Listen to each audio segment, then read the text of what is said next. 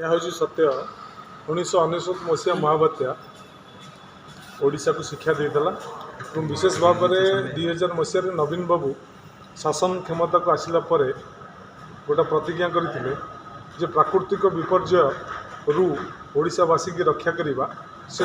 गोटे एक number agenda था एवं से एजेंडा से सक्षम हेले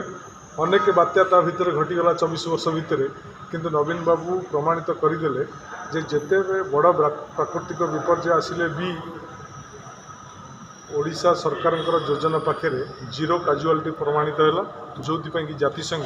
ओडिशा सरकार को प्रशंसा कला ओडिशार व्यवस्था को प्रशंसा कला तेणु आज जो ब्रिक्स सम्मेलन यही कारण यह ब्रिक्स देश मान भितर दृष्टि आकर्षण करिछि